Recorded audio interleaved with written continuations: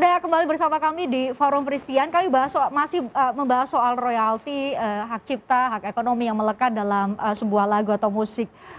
Pak Chandra, kan agak sulit ya bagi saya. Kemudian tadi baca, kita tunjukkan tadi di segmen sebelumnya di restoran, seminar, kafe, ternyata selama ini tuh harus bayar gitu.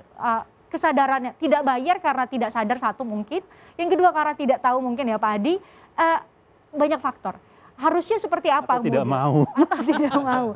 Itu kan atau enggan gitu. Jadi kalau Pak Chandra sendiri melihat dari banyak faktor itu, harus mulai dari mana sih untuk bisa sama-sama mengurai? Kalau kita analogikan benang kusut ini, datanya belum ada, tengah dibuat oleh pemerintah, kesadaran para pelaku usaha juga belum soal kesadaran ya. Ya kita harus fair ya. Ada macam-macam pengguna ya, ada pengguna yang sadar ya, mereka bayar ya. Buktinya ada capai dari LMKN ya. Ada mereka yang masih ragu-ragu gitu ya, tapi setelah diterangkan bayar. Ada yang sama sekali nggak mau gitu, jadi macam-macam ya. Jadi nggak bisa kita pukul rata bahwa semua pengguna itu menolak, nggak gitu. Bahkan waktu tahun 91 pertama kali LMK dibangun, itu TVRI. Ya, kesadarannya tinggi. Pak Chandra share fotonya ke kami ya. Kami coba untuk tampilkan. Pak Chandra bisa lanjut cerita? Silakan. Jadi benar bahwa user itu harus dikasih tahu ya nilai dari lagu itu ya. Ada survei di mana sebuah supermarket ya berusaha tanpa lagu, terus supermarket lain dengan lagu. Ya. Ini lebih tinggi salesnya yang ini. Bagi saya sebagai konsumen, saya lebih terhibur dong, milih-milih barang, ya kan, milih-milih sayur, ya kan, asik dong, ada musik. Musik, iya kan. Betul. Itu kan udah jelas, ada value-nya, ada benefit-nya gitu. Nah, jadi kita harus kasih tahu bahwa memang benefit lagu itu ada mendatangkan konsumen, apalagi restoran. Dia, dan akhirnya melahirkan hak buat dia membayar hak ekonomi restoran, kan? para pencipta lagu atau pemilik hak ekonominya.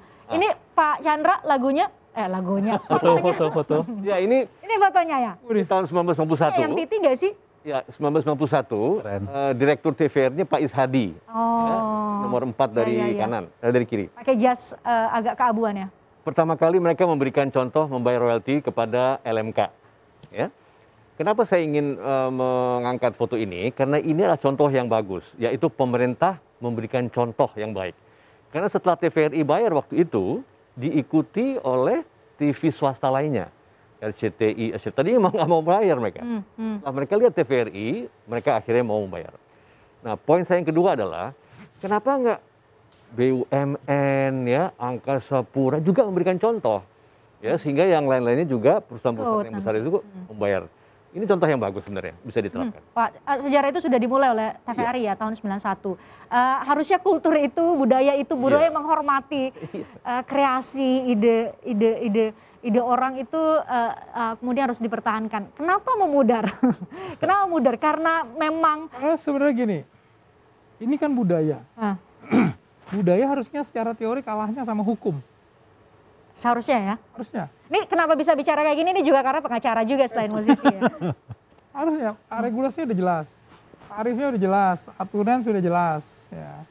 Artinya sebenarnya ini undang-undang kita ini dia itu masuk dalam delik aduan, jadi pidana. Ya. Kalau misalnya tidak ada pelanggaran terhadap hak cipta, maka dia bisa diadukan ke polisi, ya. Sehingga yang perlu ini namanya law enforcement, ya. Cuman memang yang mengadu itu memang harus orang yang merasa dirugikan kan ya. Merasa dirugikan, ya. Nah, ini sehingga memang harus salah satu selain daripada sosialisasi, membuat edukasi dan momen-momen acara-acara seperti ini ya, supaya akhirnya orang tahu merubah budaya bahwa memang harus membayar, ya. Maka juga harus digalakan law enforcement. Law enforcement harus dilakukan karena itu ada sanksi-sanksi pidananya juga. Harusnya bisa. Ya. Makanya kita harapkan dengan ada PP 56 ini kan sanksinya jelas. Ya. Sanksinya bisa dicek. Reminder lagi tadi ya. Harusnya itu juga harus dilakukan, dilaksanakan selaras dengan effort-effort yang lain, ya melakukan sosialisasi dan edukasi serta melakukan komunikasi lah, ya, mengedukasi supaya orang akhirnya mau membayar. Ya. Ini yang menarik gini, kalau tadi kan kayak siaran gitu ya, broadcast gitu ya, itu kan jelas lagu itu menjadi raw material daripada produksi. Nah ini saya lihat itu ada seperti kayak seminar kan sebenarnya orang ngomong, kok ada lagunya, tapi kok dibayar ya? Nah, di kafe yang ngopi-ngopi dengerin musik ternyata. Kalau kafe masih ini ya, artinya dia menggunakan lagu sepanjang mereka makan atau apa ya. Kalau kafe jelas, apalagi kafenya kafe klub ya, yang ada live bandnya ya. Tapi seminar pun harus bayar. Tapi yang dibayar pun juga sebenarnya sangat kecil. Saya lupa tarifnya berapa ya. Tapi sama seperti kalau kita mau bikin seminar, membayar pembicara, menyewa tempat, membayar kursi, vendor-vendor yang segala macam, ya, lighting, lagunya pun mesti dibayar dan itu nggak gede, ya. Dan kasihan mesti dipikirkan begini, maksudnya ini kan karya cipta orang, ini kan ribuan orang ya, pencipta yang memang profesinya adalah membuat lagu, ya, atau menampilkan melakukan suatu pertunjukan ya, yang harusnya dihargai. Ya. Gitu. Dan tidak sedikit cerita dari para pencipta lagu, para musisi yang sempat berjaya kemudian ketika dia sakit atau mengalami masalah dalam hidupnya justru tidak tertolong, padahal karyanya begitu berjaya gitu, hanya karena kita tidak menghormati hak ekonomi yang melekat di dirinya. Pak Adi, selama ini distribusi dengan pencapaian LMKN yang sampai miliaran sekarang ya, bagaimana distribusi yang sudah dijalankan? Mendistribusi, menerima ya? Mengkolek ya istilahnya? Waktu mengkoleknya, ya itu tadi, di tahun 2016 kita 20-an miliar, ya 21 kalau nggak salah ya. Habis itu naik ke 30, naik ke... Itu yang dibayarkan? Pengkoleksian, penarikan. Penarikan. Nah, itu tentu pencapaian ya, kami bangga lah bisa terus ya jalan. Memang di 2020 turun. Jadi di 2019 sudah sampai 80, karena pandemi jadi turun. Tapi memang kita sadar sekali masalah berikutnya adalah bukan tentang uang ada, baginya gimana, ya kan? Baginya gimana?